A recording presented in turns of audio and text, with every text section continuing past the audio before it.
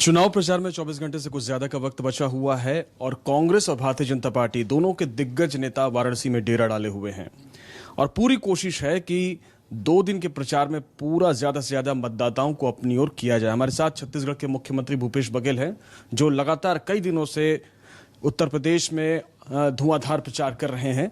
आज राहुल गांधी के साथ उनका कार्यक्रम है। क्या उम्मीदें हैं, क्योंकि बस अब कुछ घंटे बचे हुए हैं और वाराणसी में पूरा एक पॉलिटिकल सेंटर बन चुका है। ये 7वें चरण का चुनाव है और पूरे सभी राजनीतिक दल के नेता यहाँ डेरा डाल चुके हैं और बनारस चूँकि प्रधानमंत्री के निर्वाचन क्षेत्र है, इसलिए सबका आकर्षण का केंद्र बना हुआ है। लेकिन यहाँ जो चुनाव है वो कांग्रेस और भारतीय जनता पार्टी के बीच ही होना है, जो इनके लोकसभा क्षेत्र है और उसमें हम 3 क्षेत्र हैं जिसमें जीतने की स्थिति में है। इसके अलावा जो ये चुनाव है, इस चुनाव में बहुत सारी बयानबाजियां हैं और बयानबाजियों में चेंजेस भी नजर आ रहे हैं। अब योगी आदित्यनाथ, जैसा आपने कहा था कि हम जीत रहे हैं, उसी तरीके से कि भारतीय जनता पार्टी नहीं आ रही है। भारतीय जनता पार्टी के योगी आदित्यनाथ ये दावा कर रहे हैं कि 275 से ज़्यादा सीटें आ रही। देखिए ये उनका मुगालता है।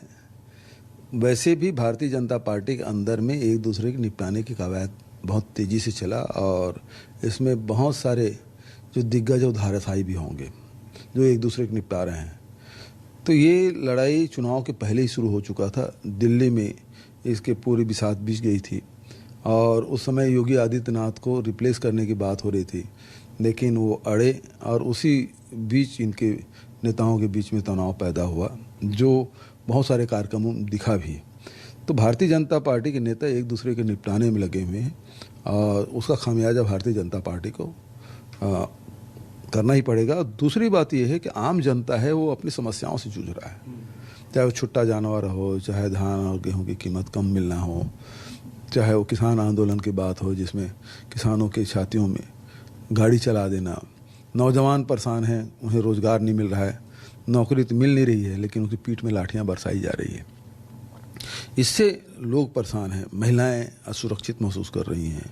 महंगाई की मार इतनी है कि अब गैस सिलेंडर जो मिला है वो केवल प्रदर्शन का वस्तु बन गया है, उसका उपयोग नहीं होता। चूल्हे में, लकड़ी में, धुएं में, कंडे में वो लोग खाना पका रहे हैं। तो ये सारी चीज़ें हैं जो महंगाई की जो मार है, बेरोजगारी है और किसानों की परेशानी है, एक बड़ा मुद्दा है। व्यापारी भी, क्योंकि किसानों और मजदूरों की जेब में पैसा नहीं है तो व्यापार चलेगा कहाँ से। तो व्यापारी बड़े वर्ग भारतीय जनता पार्टी की सरकार से नाखुश है। एक बड़ा सवाल कि चूंकि मुद्दों की बात आपने कही, तो लंबे समय के बाद एक ऐसा इलेक्शन है जिसमें मुद्दे सामने हैं, मुद्दों को लेकर के राजनीति की जा रही है। तो जिस तरह से आप लोगों ने शुरुआत में मुद्दों पर अपना ध्यान केंद्रित किया, कम से कम ये उपलब्धि तो आपके खाते में जाएगी कि मुद्दे आप लोगों ने उठाए। लेकिन क्या कांग्रेस को इसका फायदा मिल पाएगा? निश्चित रूप से मिलेगा, क्योंकि प्रियंका जी के नेतृत्व में कांग्रेस का ढांचा खड़ा किया गया और ढांचा खड़ा करने के साथ साथ उन मुद्दों को लेकर लड़ाई लड़ी गई। घरों तक हम लोगों ने उस मुद्दे तक पहुंचाने में सफलता मिली और मुझे पूरा विश्वास है उत्तर प्रदेश की जनता इन सवालों का उत्तर जरूर ढूंढेगी और कांग्रेस को उनका आशीर्वाद मिलेगा। एक आखिरी सवाल, यूक्रेन को लेकर के प्रधानमंत्री चुनाव में यूक्रेन ले आए हैं। वो कह रहे हैं कि भारत की बढ़ती हुई ताकत का ये असर है कि यूक्रेन में हम इतने बड़े ऑपरेशन को अंजाम दे पाए हैं। इस पर क्या प्रतिक्रिया है? भाई, यदि यूक्रेन में हमारे 20,000 बच्चे फंसे हैं, यदि उसे बाहर सुरक्षित नहीं निकाल पाए, ये तो प्रधानमंत्री की नाकामी है। उसे 4-4 मंत्री भेजना पड़ा। एक समय था जब खाड़ी के देशों से 2.25 लाख लोगों को निकाला गया और आसानी से निकल गए, कोई घटना नहीं हुई। यहाँ 20,000 को निकालने में पसीना छूट रहा है, जिसमें मौतें भी हो गई और लोग अभी भी भूखे प्यासे तड़प रहे हैं और अभी कितने सुरक्षित निकलेंगे इसका दावा वो नहीं कर पा रहे हैं। तो ये तो सबसे पहली बात ये है कि वहाँ युद्ध होने वाला है और कब युद्ध छिड़ेगी उसके पहले कदम उठा लेना था, जो कि नहीं उठाया। उसके कारण से ये उनकी नाकामी के कारण से हमारे बच्चे वहाँ फंसे हुए हैं। बहुत बहुत शुक्रिया। तो ये थे छत्तीसगढ़ के मुख्यमंत्री भूपेश बघेल, जो कह रहे थे कि यूक्रेन का मसला उठाना, दरअसल इस मुद्दे को इस तरह से देखा जाना चाहिए कि ये प्रधानमंत्री की नाकामी है, क्योंकि इससे पहले आई.के. गुजराल खाड़ी जब युद्ध चल रहा था उस वक्त बड़ी संख्या में भारतीयों को लेकर के आए थे, लेकिन आज भी यूक्रेन में भारतीय बच्चे फंसे हुए हैं। तो कुल मिलाकर के यूक्रेन के मुद्दे पर भी राजनीति गर्म रहने वाली है। कैमरामैन श्याम के साथ वाराणसी से रुपेश गुप्ता, न्यूज़ 24।